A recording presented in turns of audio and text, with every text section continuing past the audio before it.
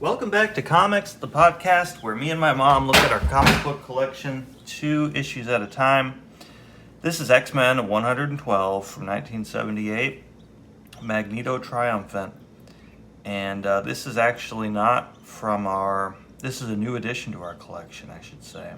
Because I got it at Pop's Comics. Oh, the last time when we were... Yeah, a couple weeks ago. I got it at Pop's Comics for a pretty good price, too. Much lower than the lowest eBay listing, so I have to give them credit for that. Yeah. On the cover, Magneto is doing to Wolverine what you had mentioned that he would do to Wolverine in the past. I know, he's taking control of Colossus, too. Like the 2 worst matchup. Oh, yeah. Out of the team, the 2 worst they need people the to fight Blob him. to go up against Magneto. Although, yeah, that's a lot. He's just Magneto's friend.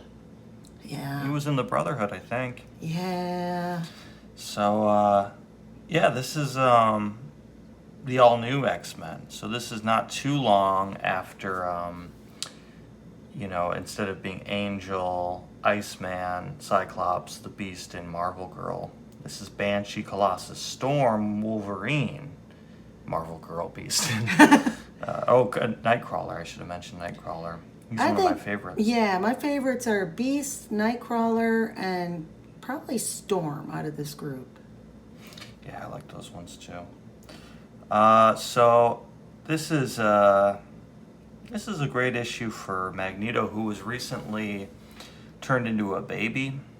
So he fought the Defenders, I guess, and he alludes to it in this comic, but he had recently fought the Defenders with a genetically engineered mutant that he called Alpha. He got into genetically engineering. He was trying to make like the perfect mutant, and he called it Alpha, but it turned on him, and it had apparently the power to de-age him.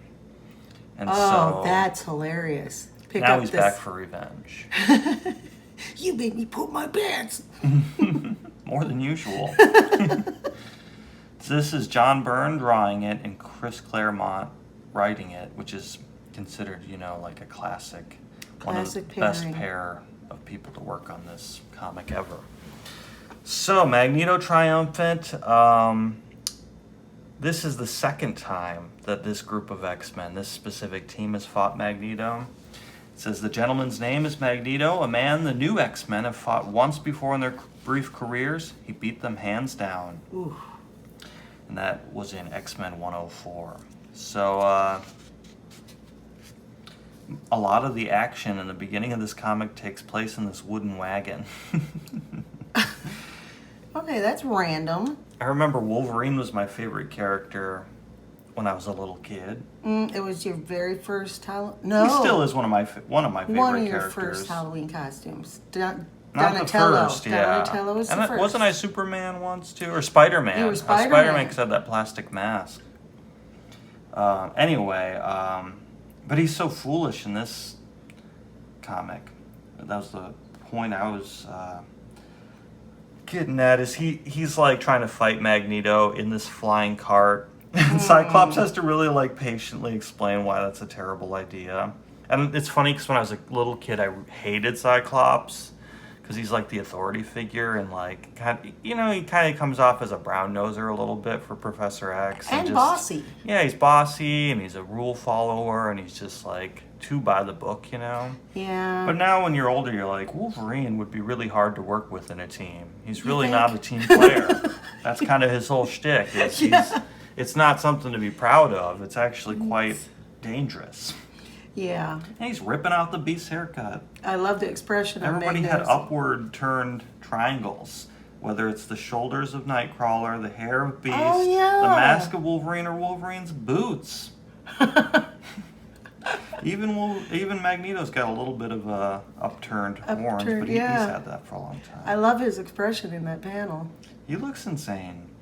Well, he is, though. And it's odd that you said that he tried to create the perfect mutant because his ego, he is the perfect mutant.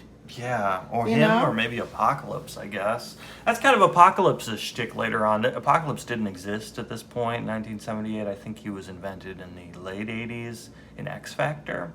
But that's kind of, he took over that of like, I'm going to, through the survival of the fittest, make the most powerful version of the mutant race. But yeah, in the beginning, it was Magneto's thing. He was all about eugenics and, I mean, his mutant superiority idea was there from the start, but I feel like the more contemporary versions of Magneto make him more like a political figure, like Right. he's supposed to be the Malcolm X to Charles's MLK or something like that. Yeah, yeah. But he Good had his mad analogy. scientist moments. I mean, you'll see in this issue he has like this big laboratory that he's built, or this big bunker kind of thing. So I guess the point I'm trying to make is Magneto's changed a lot. And that's another interesting thing about Magneto is I think he's in the very first issue of X-Men. I think they face off against Magneto, if I'm not mistaken. If you compare that to other classic titles like the Fantastic Four, Doctor Doom wasn't in the first issue. He's their most infamous villain, I would say. Yeah. Yeah. Mole Man. And not even really Mole Man. I think it's just Mole Man's monster is introduced. Maybe Mole Man himself appears, but it's that giant subterranean monster that I think actually has a name if you look it up in the Marvel Encyclopedia, but I can't remember it. So they hit it right on the head with X-Men #1. But, you know, another analogy you can make, Joker wasn't in Batman #1. It took a while in the first appearance to find, like, you know, some characters have to find their perfect villains over time. Right. Magneto was there from the beginning. I think he was trying to take over some missiles at a military base or something. And his personality has changed a lot. Yeah, a ton. And his power, like the extent of his powers, and you know, they really bend the rules a lot with whether he can manipulate things that are Metal. metal How much or, metal does or it things need that to aren't contain? metal at all, but he'll use some kind of magnetic field to influence it or something. You know, it would be a great cosplay if you cosplay as Mole Man from The Simpsons crossed with Mole Man from Fantastic Four. That would be really. It would be kind of hard to pull off in a way that people would recognize. Oh, are you Mole Man from The Simpsons and the Fantastic Four? Oh, I don't know. Nope, just one. Good guess though. That's just how I look. Yeah. What do you mean cosplay? So Cyclops sends Nightcrawler to like scout ahead because they're all disoriented, and then they hear Nightcrawler cry out, "Ach, 9! Cyclops, that scream, it's Nightcrawler. I'm afraid, X-Men, your night of surprises has only just begun. Take care of the door, Colossus. We gotta get out of here." Or we gotta get out there. And they discover they're flying through the air, and Nightcrawler is just barely clinging to the staircase. And so they're sailing through the upper atmosphere, I guess, in a circus wagon. Must be a lot of metal parts on that. Mm-hmm. You know, maybe it's the Earth's magnetic field that he's manipulating to make the wooden. Well, I mean, if it is a really old wagon, didn't it have like There would metal be part around metal. the, Yeah, there would be metal parts, I would imagine, to keep like the wheels on the axle. Or yeah. But I don't know how much metal does it have to be where he can lift up hundreds of pounds. Oh, thousands of pounds, because Colossus in his metal form is heavy. Yeah, true. And Beast has been overeating a lot. So Wolverine's gonna attack him here. He says, "The elf is safe, big fella, but Buckethead ain't. Oh, God. If you want me, madman, here I am. I defy you to do your worst. Bub, that's the music to my ears." Him saying bub is kind of like the Thing saying Clobber time, or clobber time, or blasted. Blasted, This blasted thing. This they have like, it's like Marvel like soft cursing, and like they don't want to be too PG-13 or whatever. So Phoenix says, "Wolverine, don't." Cyclops says, "You crazy loon. For once in your misbegotten life, think before you act. We're 10 miles up, man. Whose power do you think got us up here and keeps us alive? Banshee and Storm can't carry anyone. There isn't enough air up here to support their powers, and even if they could, we'd all freeze long before we reach the ground. Face it, Shortcake. The ball's in Magneto's court. Let him make the next move." It's funny because Beast will talk in like casual slang, but then he'll use like a lot of SAT style words, and it's like he Oh, goes yeah. from both ends of the extreme, depending on the mood he's striking. A lot of the characters have like kind of a middle ground, or like that's the way they talk, and it's not. There's not a lot of variance. Right, Like Reed Reed Richards or the Thing. They're very like one note, like blue collar New York guy. Johnny Storm, yeah. Or just like the highly technical jargon and over-explaining of Reed Richards. So anyway, we're going to recap how we got to this point where they're flying in a wagon. Magneto's like, let me tell you a story. So Magneto had gone to the X-Mansion to find it abandoned, and he was tracing the dust on the furniture with his finger. Come on, doesn't anybody want to fight me? Come out, everybody. This sucks. Whoever didn't do their chores is going to get a whopping. So he sees the Beast arrive in a Quinjet, because I guess I think at this point maybe Beast is serving double duty on the Avengers. And from his demeanor, he knew something was, amiss. And so he follows him. Unbeknownst to the Beast, he's kind of tracking him down. And Beast is in his trench coat going to a circus. Oh, no. So my curiosity grew as the Beast led me to a small provincial circus. I wondered briefly if the ringmaster was involved. Whoever it was, he seemed to have a delightful sense of the absurd. Even I, however, was taken aback when I discovered that Banshee had become a carnival barker, and most of the rest of you sideshow freaks. So I guess we're all enlisted into Interesting. the sideshow. By Mesmero. Mesmero turned his hypnotic powers on the Beast, meaning to enthrall him as he had the rest of the X-Men. At that point, I'd seen enough. For all his vaunted power, Mesmero was less than nothing to me. A magnetic force blast took care of both him and the Beast. Oh, my aching head. Gee, Maggie, I thought you and me was best buddies. You think too much, Beast.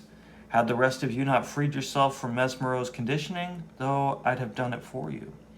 We supposed to be grateful, bub. This makes no sense. Why zap Mesmero?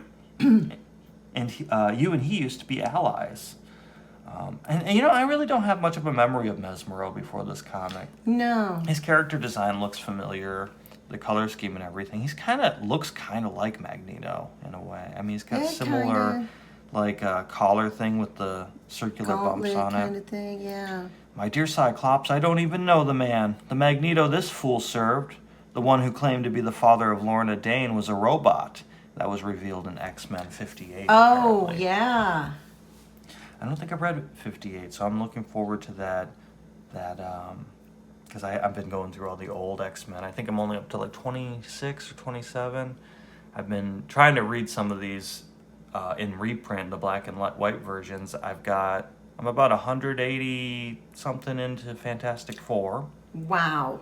But only about 20 something into X-Men. But not to get too off track, but Magneto, he gets into all sorts of stuff. So apparently he's replaced by a robot. He gets turned into a baby. In one of the X-Men that I've read, the old school original team, he is going to like win when all of a sudden it's like the most unsatisfying ending. And maybe we have looked at a comic that alludes to this.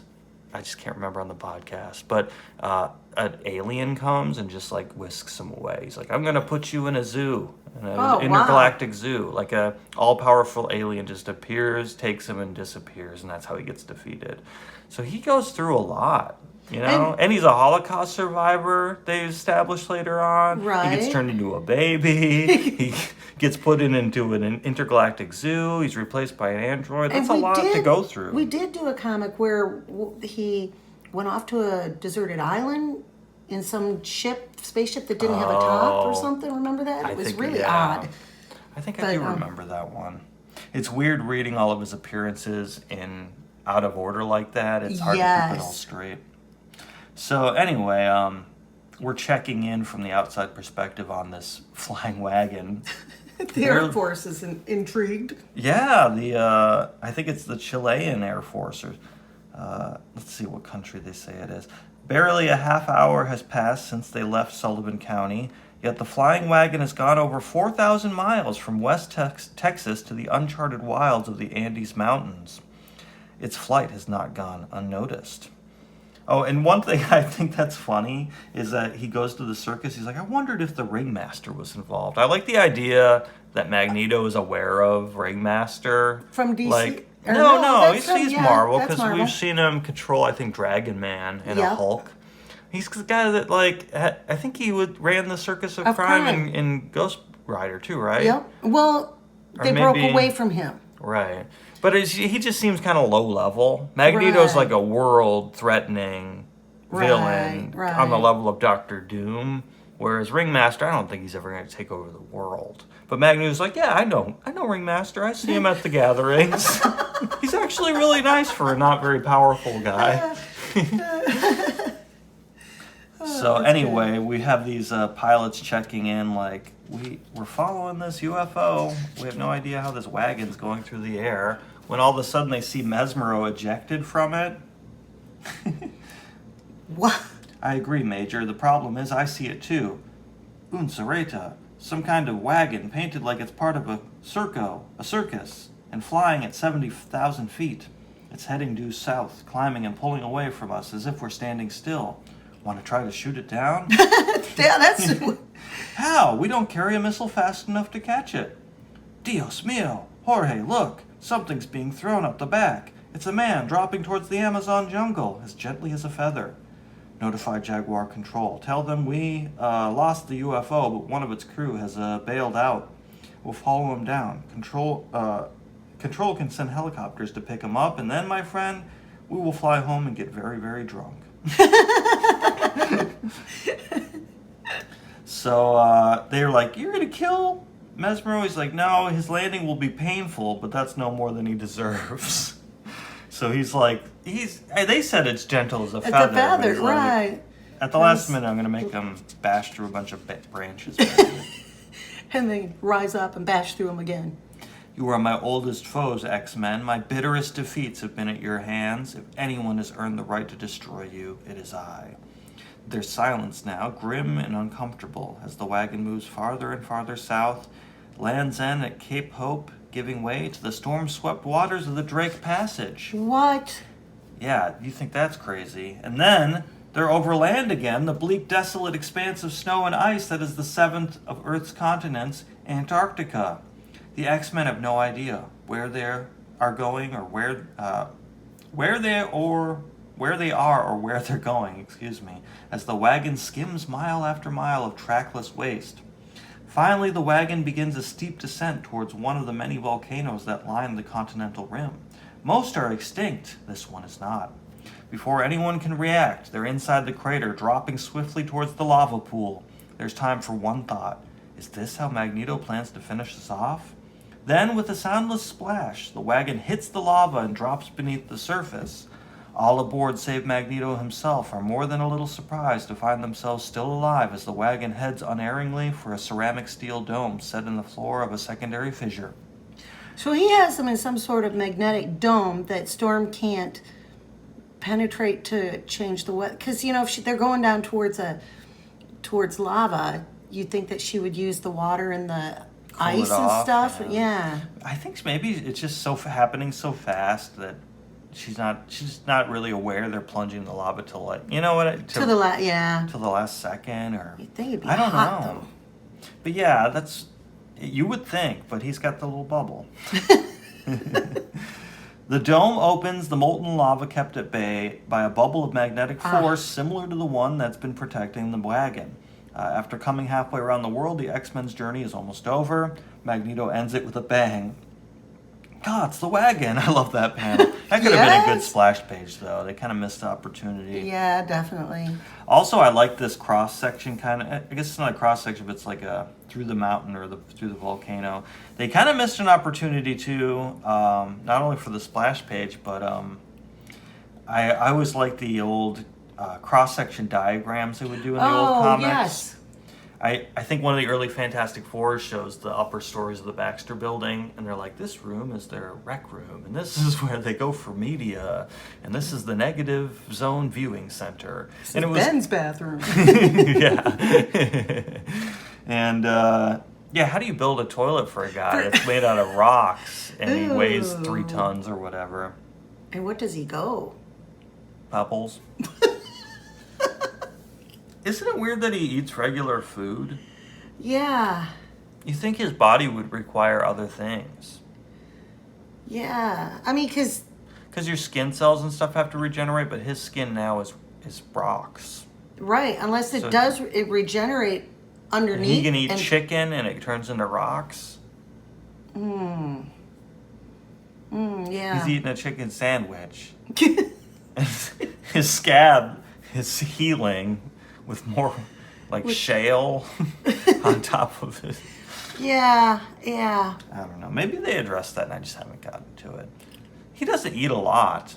But if anybody's eating, I feel like you can picture him eating like a sidewalk vendor, like a hot dog. Oh, yeah, definitely. You see him drink, don't you? Like he beer drinks and beer. stuff, yeah. Actually, that's one issue that I'm going to have to pull up for the podcast is on the cover he's drinking beer with the Sandman. It's a Marvel 2-in-1 where they team up. He teams up with a villain. So anyway, home it may be, but this underground complex is far from humble. Buried a mile beneath the ice cap, it covers an area of 5 square miles, one of a number of similar installations Magneto has scattered throughout the globe. So he's made multiple bases like this. You think Superman would have heard the construction? All the way from DC Comics. Yeah. Well, he's got his Fortress of Solitude. Yeah, he's like, what are you doing over there in that universe? What's he building in there? Drawing its power directly from the Earth's core, the complex is totally self-sufficient and virtually impregnable, a masterpiece of automated technology that would do Tony Stark and Reed Richards proud. So not only is Magneto super powerful and his magnetism powers are, can enable him to do whatever he needs to do, he's also a super genius of science and engineering and on the level of Tony Stark. And Reed Richards. Richards. Yeah. They would be proud. They would do Tony Stark or Reed Richards proud, but not both of them. I feel that the movies so far haven't really established Reed Richards as the genius that he is. It's all Tony Stark. I feel like all of the Fantastic Four movies haven't done justice to the characters. There's just a few problems with it. I feel like sometimes those characters, because it's kind of got a naive, optimistic, old-timey kind of adventurer quality to it, they've tried to modernize it by making it edgier, and that doesn't really work. Like, it hasn't worked. Like, I don't know if you saw the most recent Fantastic Four, where it's almost got like a sci-fi horror. Like, the guy that directed, I think, was trying to draw from like body horror, like The Fly, or you know what I mean, like those older 70s, 80s movies with practical effects, and it turned out bad. Interestingly enough, though, in the Fantastic Four, I feel like they acknowledge a lot of mental health issues, and they delve really deep with Ben. Because he is so melancholy and so upset so often. That's true. That, I mean, the Puppet Master issue that we saw, where Ben defeated him by taking him as dark as Ben was. That's true. Yeah, it definitely has its dark moments, but I feel like you have to. It's kind of like they do that so well in the Guardians of the Galaxy movies, where there's really dark stuff, but really light, goofy stuff too. And I think they need to nail that tone in the new one that they're going to do. Perfect. But yeah, I'm still optimistic that they'll get it right this time. I feel like the existing Fantastic Four movies were forgettable enough where if they just find the right way to do it. Oh yeah, they'll be accepted right in. People will forget how bad those ones are. But yeah, I feel like he's a hard character to write. Reed, to go back to your original thing, Tony Stark, I think, works because he's got that cockiness. Yes. And Reed Richards, a lot of the time, is more like on the spectrum, kind of like savant, like because a lot of his characters, like Sue's like, you haven't come out of your lab in 5 days. Quit peeing in Mountain Dew bottles and get out. You know, like he's one of those, like he gets wrapped up into what he's doing for days on end and grows a beard, and he's like too into science to his own detriment and his family's well-being or something. Good point. Yeah.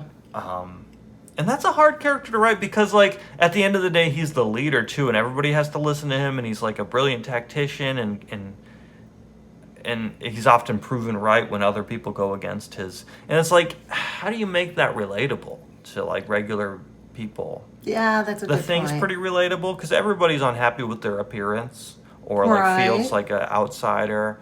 I feel like Invisible Woman is somewhat relatable because she is, you know, in the early issues they don't do a great job with her, but she's kind of like keeps everybody together and keeps it feeling like a family. Yeah. And looks out for everybody. And I guess she's kind of becomes defined by Franklin once he's born into the series.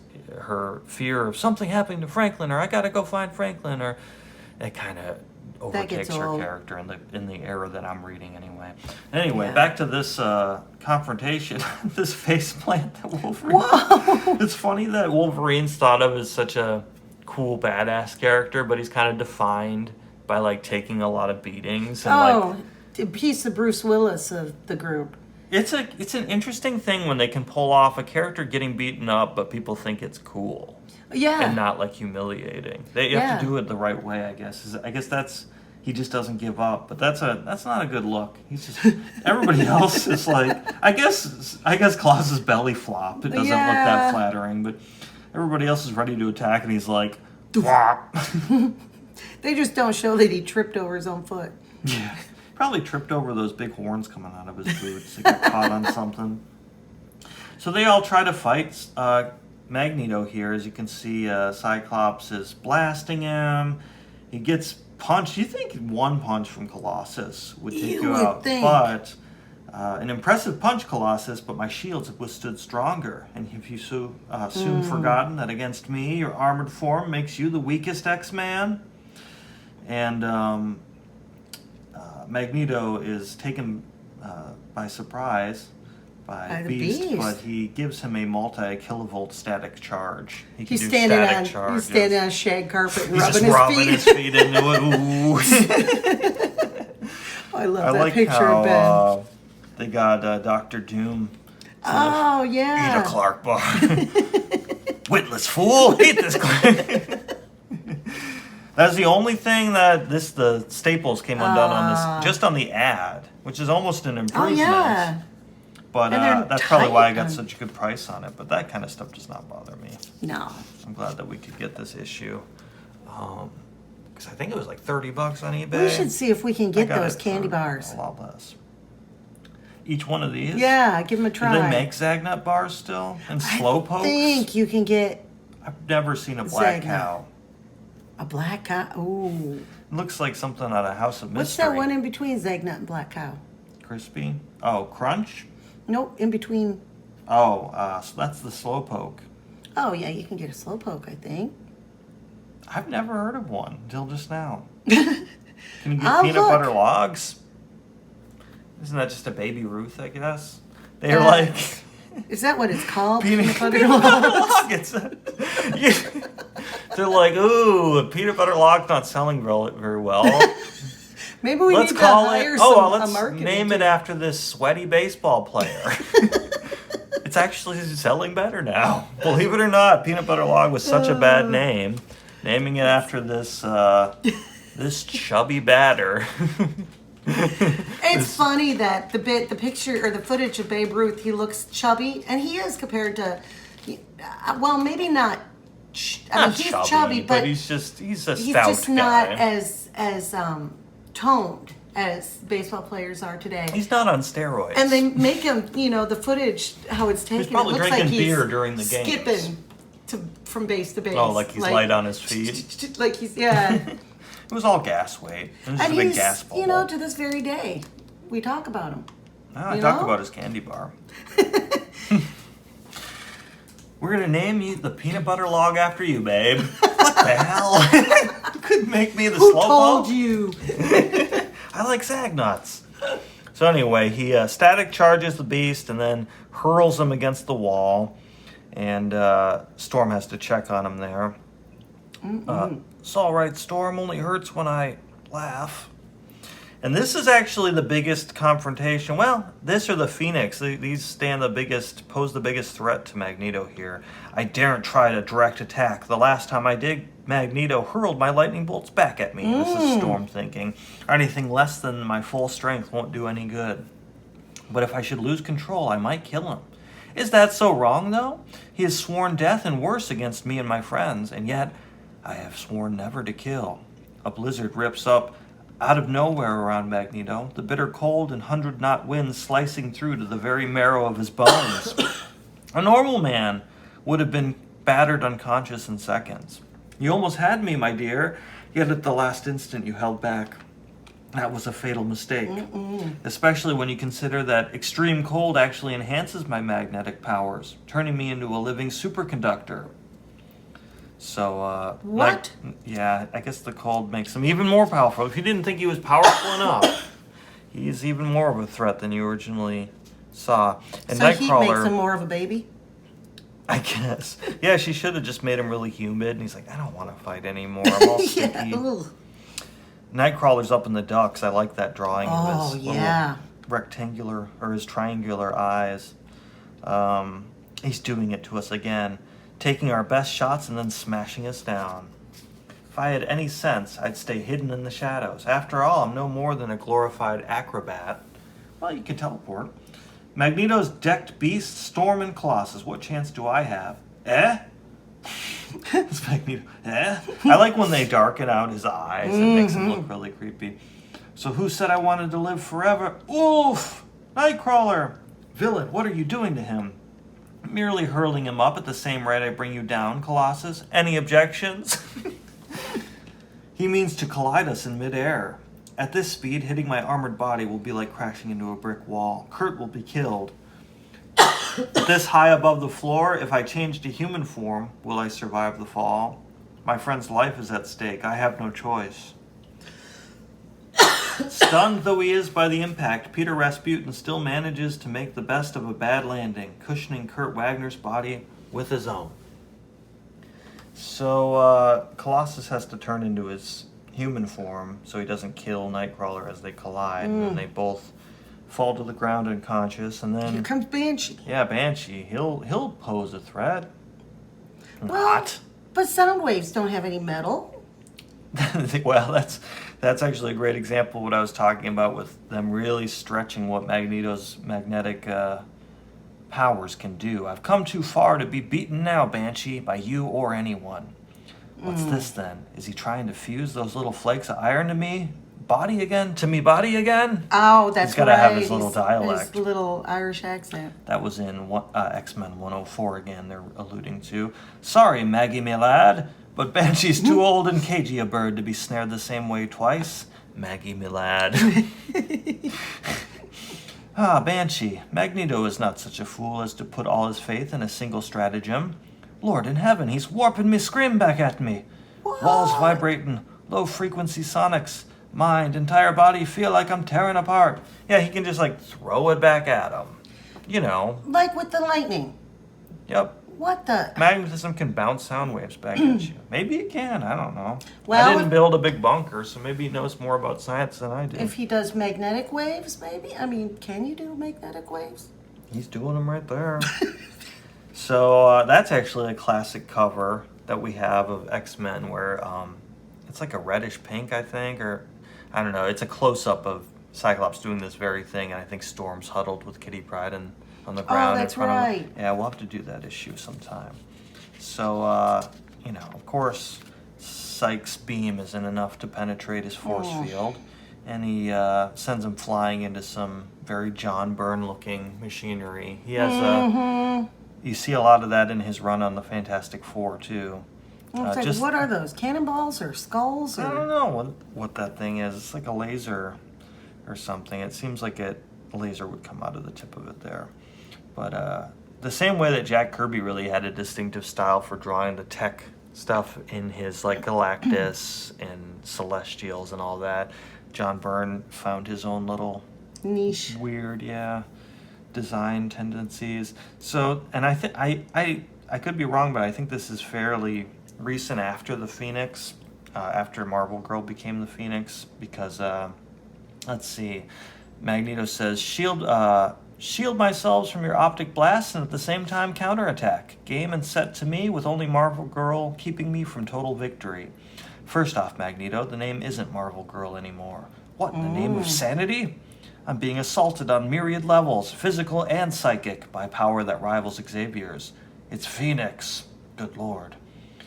What now, mighty master of magnetism? How can you even hope to stand against one whose power is born of the raging sun itself? Whoa. I'm doing it. I'm forcing Magneto back, beating him. For the first time in his life, he actually looks scared. Her power is a song within her, filling her with a primal glory and unhuman joy that she's beginning to enjoy more and more. Cyclops, I had neglected to say, was bemoaning the fact that they aren't working as a team. They're like, why are we fighting him all one by one? We could probably whoop his ass if we would work together. Up. And of course, that doesn't happen. But even as the song crescendos within her, it abruptly ends. What's happening? Magneto's fighting back. I need more power. But there's no more left. I've reached some kind of limit, but I thought I had no limit. She falters, and sensing her weakness, Magneto strikes, shaping the magnetic forces of the Earth itself to create a bottle effect around Phoenix that draws her life energy out of her like a sponge.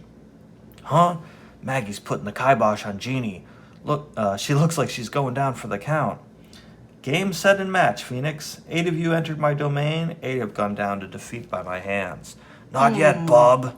Missed him. Blasted. I only caught his flamin' cape. Madman, this time you have pushed your luck too far.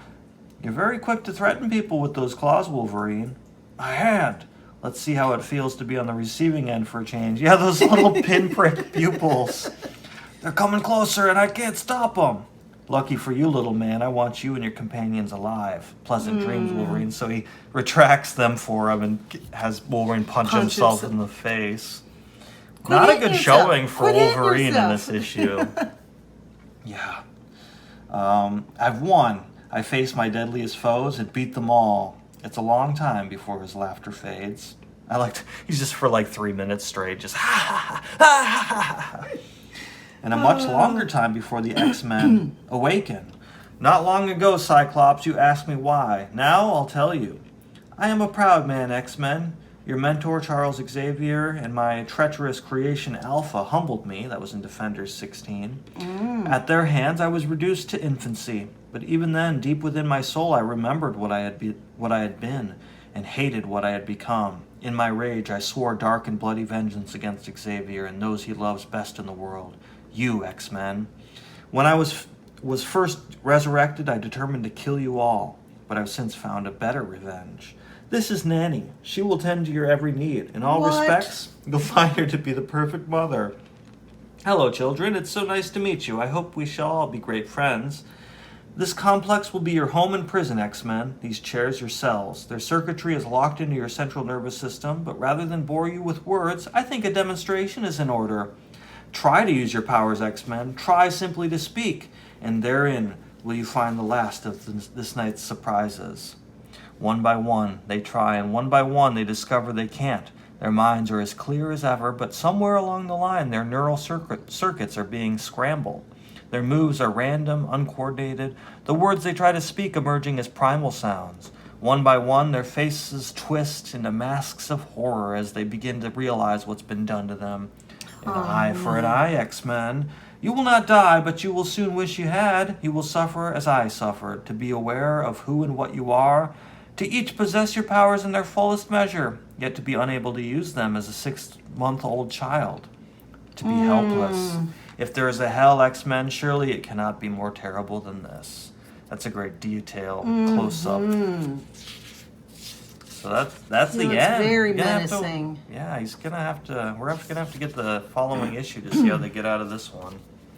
I don't think we own it. But I love that issue. That was good when you get a good Empire Strikes Back moment, kind of Uh-oh, is everything lost? We'll see how So Superman it seems. fares. Is everything lost for Superman? Oh wait, no, he's so powerful. He'll get out of everything. Actually, One would if think. anything, you think he dreams, because isn't he vulnerable to magic? And maybe if it's a magical dream or something, or maybe I don't know. I do remember this cover though, because I remember being creeped out by these green little dream creatures Oh, this one when looks I was so a little cute kid. though. That one? His pupils are all big and. Nope. But yeah, it's I a can great. see why you like English bulldogs. That's the look on Superman's face is perfect. Yeah, he looks like he's It's- really in trouble there. Well drawn. There's all those bumps on the back of its head. It's gross. Yeah, It almost looks like that one. Almost looks like, what is it? The ant guy, angry ant or something. What is the character I'm trying to think of? Aggravating ant or something. There's a green guy with two antenna. Ambush ant. Is that a character? Anyway, I'll have to look. Somebody in Yeah, the comments, I'm sure, will let us know if they made it this far. Yeah. So what year is this from? We had 1978. And this is 86, I believe. Oh, right, because it's the year before I was born. Yep. I remember it well. So Spider-Man. Spider-Man. He is nowhere to be seen. Cut. First you think he's gonna find Magneto's base, and now you think he's Spider-Man. Oh boy. We have to give you the cognitive acuity test for comic books. Okay, so Superman it starts out he's not in space, he's not in time, he is in transition. Here's the place where immortal souls come when they are finished with their bodies. There to be met by those departed who have been closest to him in life and led to the bright shining light that guides the living. It's kind of an ominous, peaceful. I mean, look it. Did he die? What, his dog? Mm-hmm. Maybe. Look at all these people. I was trying to. I mean, his dad is there, obviously. I think. What, Superman's dad is dead? Because he's a place where immortal souls. Oh, when. Does it say, including his father? Well. Because I think his dad remember that we have a 90s comic where Superman dies because he's killed by Doomsday, and then the cover is his father collapsed in a cornfield. He had a heart attack. That's right.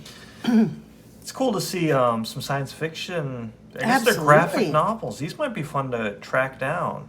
Because they're by DC. There's a Ray Bradbury Frost and one. Fire. I've never heard of that. That would be fun. Robert Silverberg, Nightwings, and Frederick Pohl, Merchants of Venus. I've heard of Merchants of Venus, but not Nightwings. Yeah, we'll have to check those out, see if I can track them down. Mm-hmm. All right, so they're in the great beyond or whatever. Mm-hmm. To the bright shining light that guides the living. Poor Superman's dog died. Well, that's... Astro, is that his name? Yeah. The super dog? He approaches the light approaches him. He thinks over for one last time the life he has led. He decides once more that it was a good one, that he is satisfied with it, even proud of a few things, and ready for whatever comes next. It's a weird expression. Yeah. His eyes look a little... I guess he's He kind of looks staring older. into a light, so maybe he's wincing. Well, yeah. The light shimmers. A form becomes discernible. Hi, hey. This is a great setup here, isn't it? Are you really Superman? I mean, in real life? Why, I'm Chris Parker. Hunt. Pleased to meet you, mister. Superman will do fine. You're not quite what I was expecting, Chris. Hope you don't mind.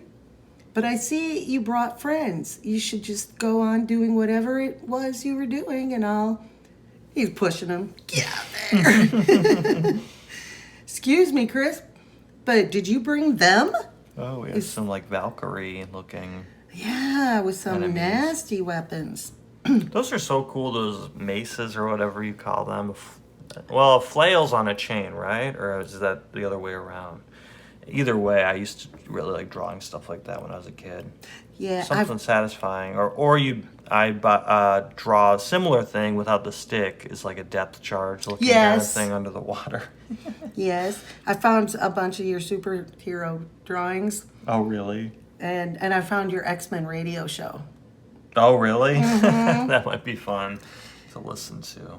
And so Superman looks up, he goes, "Oh, I hate it when this happens." Or this kid, Chris, is saying, "Oh, I hate it when this happens." It's like, what? The rumble of hoofbeats in a darkening sky, a flash of red and blue, a gathering storm, and Superman rises once again to this occasion in the manner that was made his legend. Even the legend has much to learn, as when he encounters a boy whose power is potentially as great as his own. A boy who claims, "We are the music makers, and we are the dreamers of the dreams." That's from the Bible, right? Is it from the Bible? I think so. So he doesn't know how he got here. He doesn't quite know what's going on or why, but the Man of Steel still knows how to tell the difference between the good guys and the bad guys. He says, "I have no idea if these characters are capable of hurting me, but look at him." He grabs Grabbing it by the ankles. I didn't The realize horse that. isn't evil, just the rider. Just right. Oh, my ankles! It's the only way to take out a Pegasus. Ooh, he cut him. He made cut him. bleed. And all the more reason for me to stop them. The nasty with the sword looks like he's getting rescued by his mount, which is something I've got to do now for my family. And he goes, "Huh? Huh?" He's like that cat. "Huh? Huh?" Are the GoBots Transformers, or is it like a ripoff, basically? Like a, I think it's kind of Different. like a... let's see. I don't know which came Tonka first. Corporation. So I think Transformers are Hasbro owned or Mattel. Yeah, or- no, Hasbro. I I think it's... But I think this is what you got at that garage sale, remember when you Yeah, were I was little? gonna say that. That's what I was I thinking. think it was this guy, maybe. I think that gray guy looks pretty familiar to me for some reason. It's funny. It's like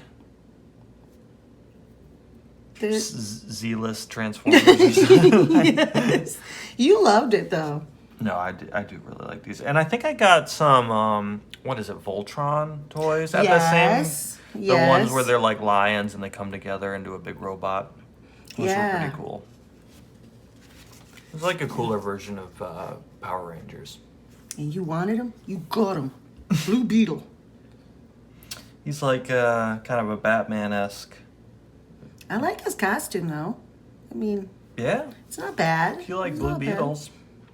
I've never seen a Blue Beetle in real life, but I like that guy's eye veins. Ooh, ooh. He's like And the fact- Juggernaut and Doctor Doom had a baby. Ooh. That's why he's so I mad. think he's so evil.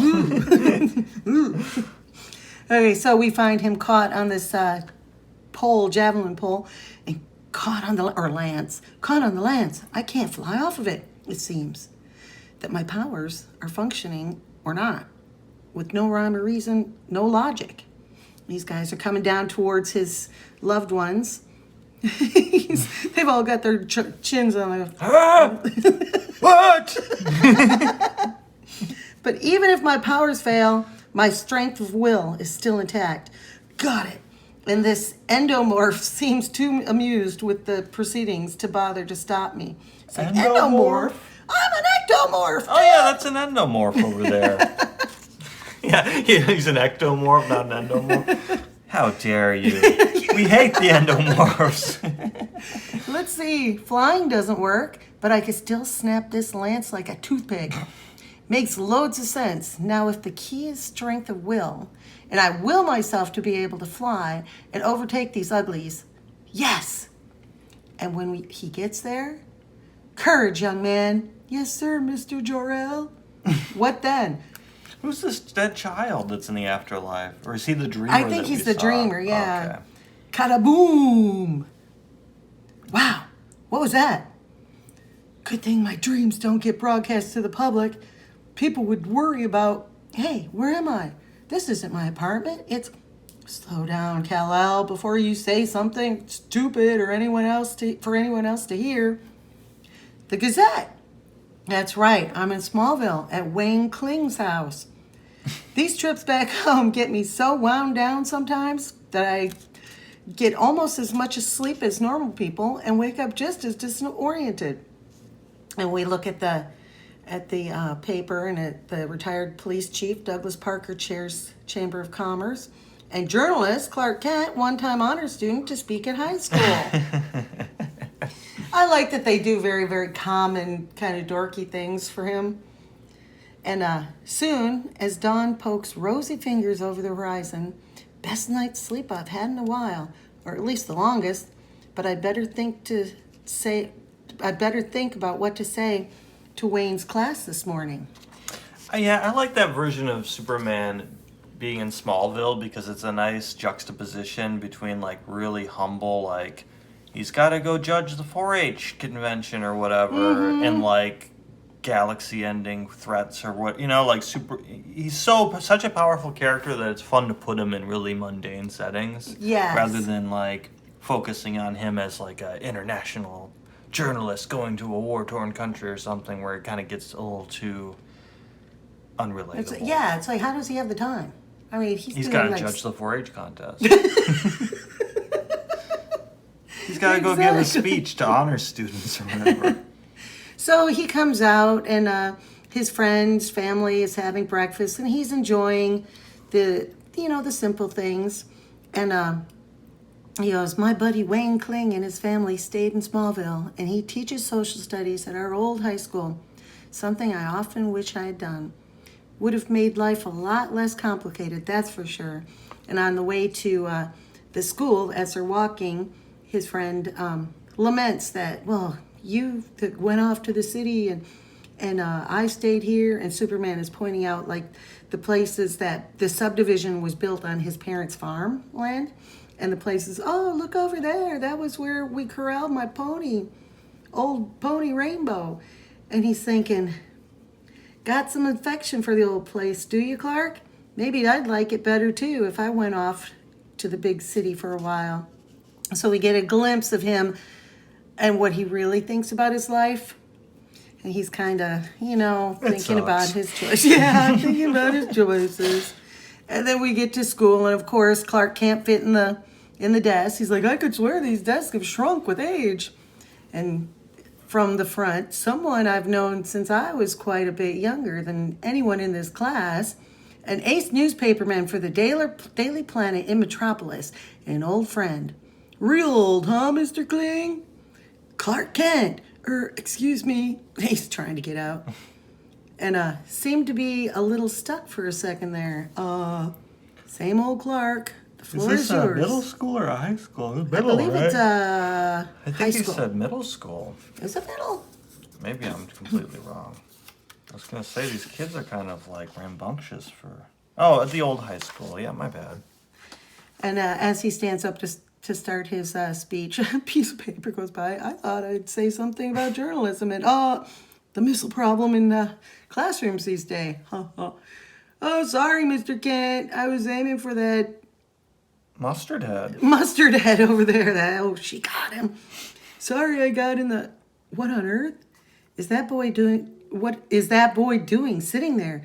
It couldn't possibly be the kid from my dream last night, but I'd never seen him before in my life. A little mustard head. With the haircut. And Clark stumbles and fumbles his way through the 50-minute period until, thanks a lot, Clark. They liked you. I can tell. You mean they looked up from their target practice once in a while? I do this every day, Clarky. You should get combat pay. It isn't the same Smallville high I remember. And he's thinking, have to find an excuse too. Gotta beg off lunch, Clark. Have an appointment with the principal. No problem, Wayne. See you later. He's thinking, that was easy. Now to see what the boy from my dream is doing, turning up in my real life. So he takes off in his Superman costume outfit. And Pa Kent never did let me do any showing off around here. And it feels good. I'm pretty sure he got to do all sorts of crazy stuff when he was Superboy. Yeah, it's Superman here. Is he saying that he couldn't play football in his alter ego? Yeah. An interception. Touchdown. All right, the ball. Giant Superman. Excuse me, Chris Hunt? Oh my gosh, you're Superman. The real Superman, not just a dream. Was I really in your dream last night? Back up, boy. That's what I came to find out from you. The Superman's voice is very aggressive. Back up, boy. I swear I thought it was just someone dreaming he was Superman. I didn't realize. Slow down, slow down. You want half a peanut butter sandwich? No, I want the whole thing. Pushes him. You got any peanut logs? Meanwhile, at the main office in the school building, but I had an appointment with Mr. Herman, didn't I? Yes, Mr. Kling, but he's very busy with discipline problems today. Typical. You'd think with all the time he spends disciplining the kids, there'd be more discipline in the school, hey? Yeah, that's what I say. I've been able to slide Stupid in and out of mustard other hat. people's dreams as long as I can remember. As long as they're sleeping within a few miles of where I am. My mother once said she dreamed about me a lot from the time I was born. But I don't tell anyone about it, or I haven't since kindergarten when Mrs. Leibowitz talked about dreaming. I had lots of dreams about the kids in class, just like they all said. Who? Tell us about them, Chris. Well, in Wanda's dream about flying a dragon, I fell under its feet before she stabbed it. Or fighting a dragon, not flying. And I watched Allison fly on her broom, and Jerry in his superhero suit snatched me up from an earthquake. And all the kids looked at you funny. I know that feeling. He's eating the sandwich. That's relatable. Superman likes peanut butter and jelly. Just peanut butter. So it's my secret, and that's my story. But now I want to know something from you, Superman. If you got all these powers, why don't you do something like get rid of all the hydrogen bombs and end all the wars? I usually don't stand still long enough for that question to get asked, and I've got a lot of pat answers for it. But I guess it's the real answer I owe you, Chris. He looks so friendly. It looks like so nice, like so I was dad-like. going to say, compared to that wincing face we saw earlier, he looks a lot different. Yeah. He goes, let's go. Yelp. Yelp. Don't you ever walk anywhere? Saves wear and tear in the boots. I want to show you something, Chris. In here, the audiovisual room, I'm going to show you how to measure human progress. What does that have to do with my question? Why don't you just zap all the wars and famines? What was the name of the social studies teachers? You know, the one you kids like so much? You mean Mr. Kling? What about? He left a letter in the main office a few minutes ago. How does Clark know this? Yeah. It's weird. And there it is, in the process of getting lost in the shuffle. Hey, how'd you do that? The AV department put this setup together last year with the federal grant, which unfortunately did not include hiring anyone to teach the students how to use it. Typical. It's like jaded student way back then. Now, I don't go around reading other people's mail, but from what Mr. Kling's friends tell me, it seems that letter's probably a resignation from the faculty. He thinks he's burned out. What do you think of that, Chris? Chris? Why, he's the best teacher in the school. Everybody knows that. It seems Mr. Kling doesn't know it, and nobody lets him know it. Remember what I said about human progress. This is how you measure it. By the 16th of an inch? I don't understand. What? What I mean is that solving Mr. Kling's problem is like solving a war. I can't put the stop to the fighting, but that doesn't do any, or I can put the stop to the fighting, but that doesn't do anything about the cause of the war. Just as we can let that resignation fall into the trash, even though that doesn't fix up the reason they have a typo here, Mr. Kling is leaving. Mr. King. Mr. I can't even King. remember his name. That's why he's leaving. It's Kling! I've told you. He timed his speech really well with that falling off. Yes. Or keep him simply writing another one. Or keep him from writing another one. That's the 1 minute bell. I have to get to class. That doesn't solve our problem about Mr. Kling. I'll take care of Mr. Kling. You just watch me, Superman. Go tell me, Clark, or so tell me. How's the job market in the newspaper business? Uh-oh. Dismal, the way it's always been. It's lots easier finding a teaching job, Wayne. Not surprising, not many yo-yos will take a job that involves expensive skills, lousy conditions, and no pay. It's only Jenny's law practice that covers the mortgage. Take a whack, Clark? No, his wife grabs it. Give me them all. Paul Bunyan, pleading cases isn't the only way I can pull my weight. The sun still makes spectacular entrances and exits here in Smallville, you know? Which is why I watch it set every chance I get. Even that fades after a while, old Clark. A guy gets itchy living here. Wonder what's more likely to keep me awake than trigonometry. Have to stay up, at least until I'm sure Mr. Kling's gone to sleep. It's like an old frontier town caught in a foreign century.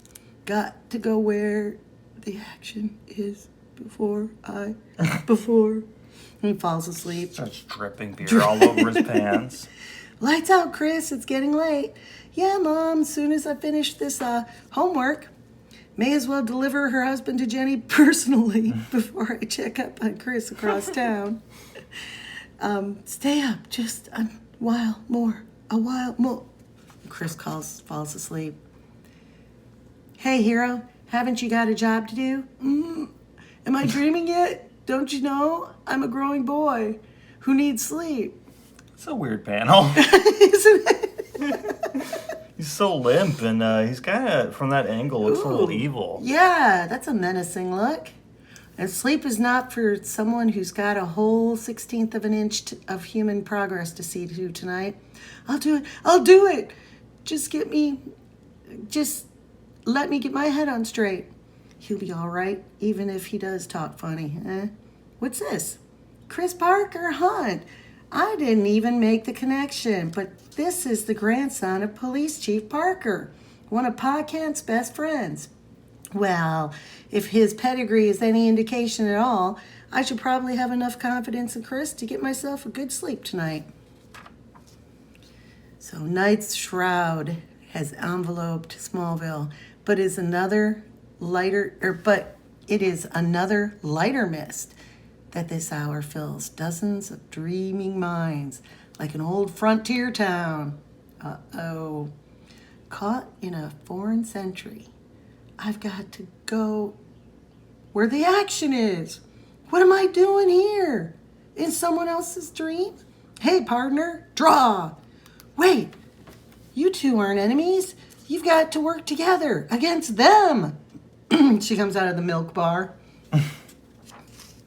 Them? Oh, my Lord. They're being attacked by my 4th period American history class. What? It's like a dream I would have. And what's going on here? Is there nothing we can do? I'm Superman. There's a lot I can do. I'll grab these youngsters up by the... What? They avoided me, dodged me. So I only touched them, and those I touched are turning into monsters. That's crazy. Enough of this for you, Jennifer. Let me shield you as we work through this mob before they all decide what it is they want. Gonna get you where it hurts you, Mr. Kling. That's nasty. Creepy. Yeah. Gonna get you think so? I thought she was barfing on him for a second. That's what I thought too. Fire. He's like, oh, clumsy oaf. Boy, he dresses funny. What should we do with this toy our sister sent us? What we do with all our toys. Break it. They're really getting him. And gotcha. No. Like his tentacle mustache. It's funky looking. Yeah, none of them are like the monsters on the cover, but I mean, this guy is kind of his hair is That's true. They're a lot less similar to each other. There's a greater variety of them.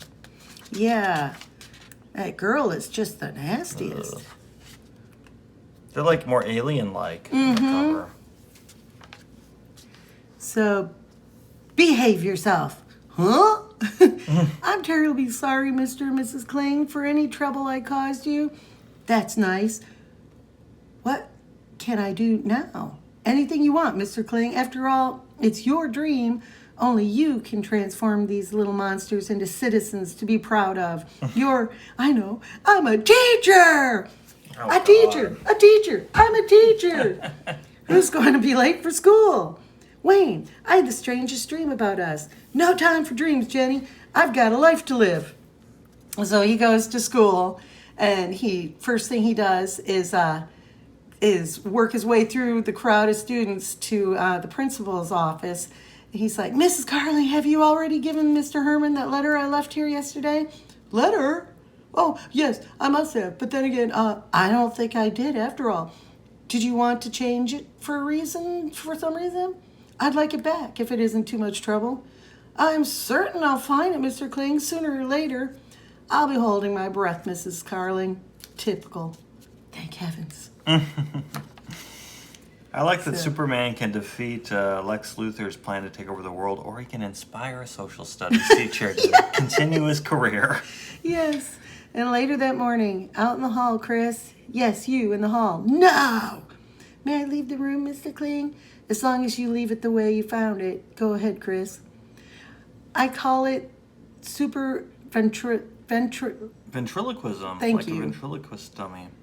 Neat trick, yes? Superman, I'm awake this time, right? I brought something for you.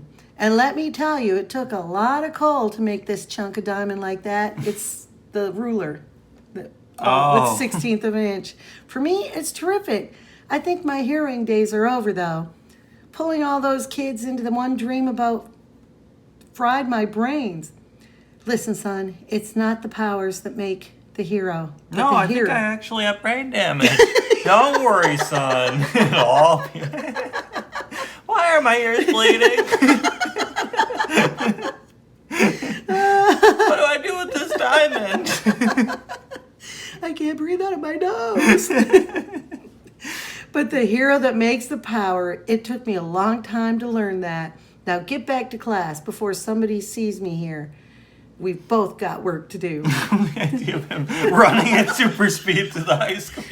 Without moving his arms. He's Naruto running. That's a the good last one. days of the JSA. That looks pretty cool. It does. A little darker than this The high expression school is teacher nice. one. Yeah. I don't think we have that one. So that was, from the cover, it was overly kind of, It looks a little more horrific. yes. And then it becomes an inspirational kind yes, of like it was a little sappy, but salt of the I earth liked it. kind of like everyday life scenario. Yeah. I like Superman and small stakes stuff like that, though. It doesn't all have to be like destroying armadas of UFOs or whatever. All right, well, if you enjoyed this episode, please shoot us a comment and like and subscribe to our channel, and thank you for watching.